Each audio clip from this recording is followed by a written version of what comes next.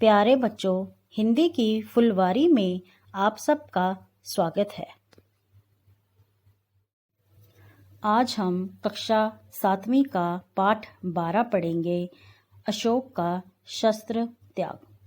भारत में कई महान शासक हुए हैं, जिनमें से एक थे सम्राट अशोक।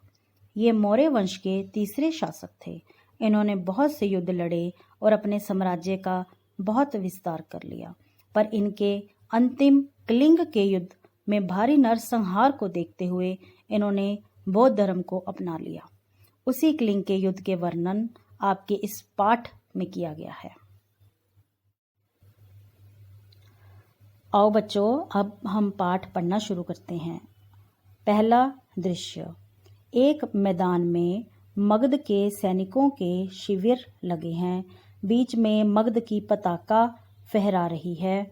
पताका के पास ही सम्राट अशोक का शिविर है। संध्या बीत चुकी है। आकाश में तारे चमकने लगे हैं।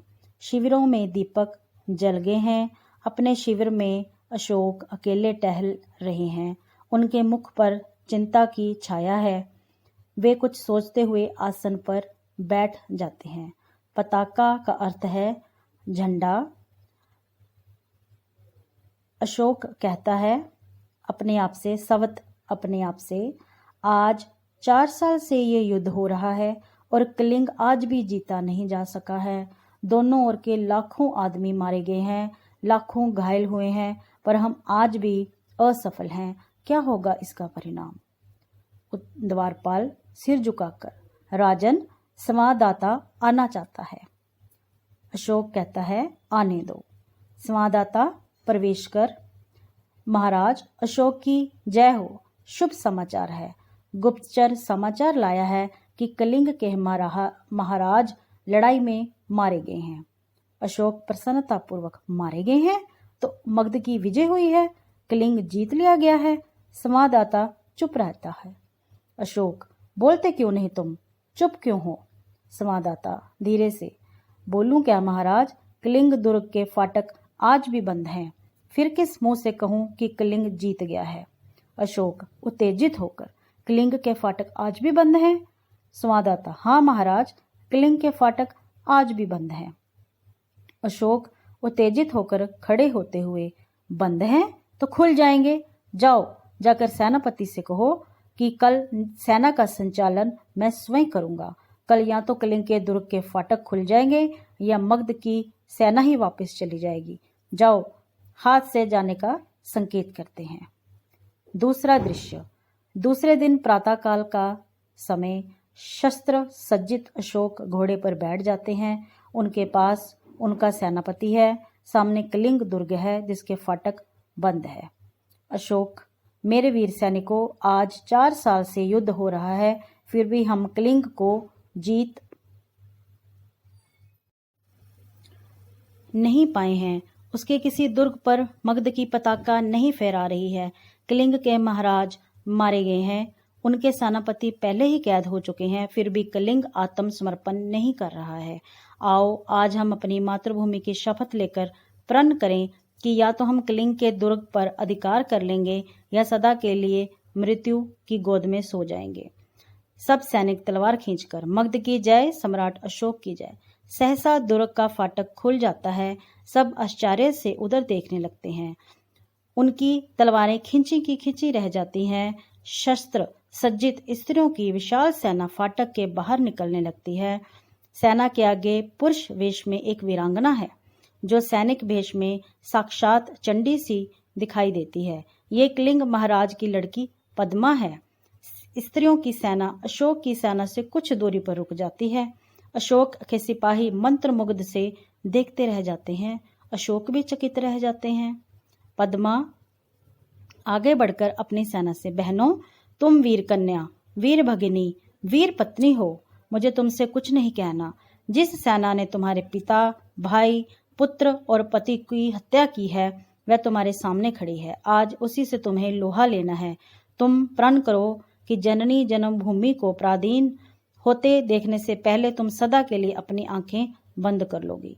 अशोक सवत अपने आप से बोल रहा है, ये कौन है? क्या साक्षात दुर्गा कलिंग की रक्षा के लिए युद्ध भूमि में उतर आई है? शेष सैनिक भी सभी स्त्रियां हैं। क्या स्त्रियों से भी युद्ध करना होगा? क्या अशोक को स्त्रियों का वध करना होगा? ना ना, मैं स्त्री वध नहीं करूंगा। मुझे विजय नहीं चाहिए। मैं ये पाप नहीं करूंगा। मैं शस्त्र नहीं चलाऊंगा। सैनिकों, स्त्रियों पर हाथ ना उठाना। तुम कौन हो देवी? पद्मा, मैं कलिंग महाराज की कन्या हूं। मैं हत्यारे अशोक की सेना से लड़ने आई हूं। जब तक मैं हूं, मेरी ये वीरांगनाएं हैं। कलिंग के भीतर कोई पैर नहीं रख सकता। कहाँ है अशोक? कहाँ है मेरे पिता का हत्यारा? मैं दम दम युद्ध करना चाहती हूँ। अशोक सिर झुका लेते हैं। पद्मा, क्यों? सिर क्यों झुका लिया महाराज? मैं युद्ध चाहती हूँ, केवल युद्ध। आज आपके भीषण युद्ध की पूर्णाहुति होगी। अशोक, बहुत हो चुका राजकुमारी, मैं अब युद्ध नहीं करूंगा, कभी युद्ध नहीं करूंगा। तलवार नीचे फेंक देते हैं। पद्मा, ये क्या महाराज? अशोक अपने सैनिकों से, तुम भी अपनी तलवारें नीचे फेंक दो। आज से अशोक तुम्हें कभी किसी पर आक्रमण करने की आज्ञा नहीं देगा। फेंक दो अपनी तलवारें। सभी सैनिक अपनी अपनी तलवारें फेंक देते हैं। पद्मा आगे बढ़कर, मैं बुलावे में नहीं आ सकती महाराज, मैं तुमसे युद्ध करूंगी। मुझे अपने पिता का बदला लेना है। अशोक सिर झुकाकर, तो लीजिए बदला राजकुमारी। मैं अपराधी हूँ। जिस अशोक ने लाखों का सिर काटा है और जिस अशोक का सिर आज तक किसी के आगे नहीं झुका, वह आपके आगे नत है। काट लीजिए इस सिर को। मैं हथियार नहीं उठाऊंगा। मेरी प्रतिज्ञा अटल है। अशोक सिर झुकाकर खड़े हो जाते हैं। पद्मा, तो जाइए महाराज, स्त्रियां भी निहत्थों पर वार नहीं करेंगी। आप अपनी प्रतिज्ञा की रक्षा के लिए जीवित रहिए। और अपनी स्त्रियों की सेना के साथ दुर्ग में चली जाती है। तीसरा दृश्य, अशोक और उनके सभी सरदार पीले वस्त्र धारण किए हुए हैं। उनके सामने एक बौद्ध भिक्षु बैठे हुए हैं। बौद्ध भिक्षु अशोक से, कहो, मैं प्रतिज्ञा करता हूं कि अशोक, मैं प्रतिज्ञा करता हूं कि बौद्ध भिक्षु, जब तक मेरे शरीर में प्राण रहेंगे। अशोक, जब तक मेरे शरीर में प्राण रहेंगे। बौद्ध भिक्षु, अहिंसा ही मेरा धर्म होगा। अशोक, अहिंसा ही मेरा धर्म होगा। बौद्ध भिक्षु, मैं सबसे प्रेम करूंगा और मेरी करुणा का सदा वर्त आप सबको मिलेगा। अशोक, मैं सबसे प्रेम करूंगा और मेरी करुणा का सदावर्त आप सबको मिलेगा। बौद्ध भिक्षु, प्रतिज्ञा करो कि जब तक जीवित रहूंगा अपनी प्रजा की भलाई करूंगा, सब प्राणियों को सुख और शांति पहुंचाने का प्रयत्न करूंगा, सब धर्मों को समान दृष्टि से देखूंगा। अशोक, मैं प्रतिज्ञा करता हूँ, मैं जीवन भर आपकी आज्ञा का पालन करूंगा। बौद्ध भिक्षु बोलो, बुद्धम शरणम गच्छामि, संघ शरणम गच्छामि, धर्म शरणम गच्छामि। सभी बुद्धम शरणम गच्छामि, संघ शरणम गच्छामि, धर्म शरणम गच्छामि। तो इस प्रकार बच्चों, अशोक ने शस्त्र त्याग कर दिया, हथियार छोड़ दिए। उसके बाद उसने कभी युद्ध नहीं किया और बौद्ध धर्म को अपना लिया और उसका प्रसार किया। उम्मीद है बच्चों आप सबको ये पाठ समझ आ गया होगा। चैनल को लाइक और सब्सक्राइब ज़रूर करें। धन्यवाद।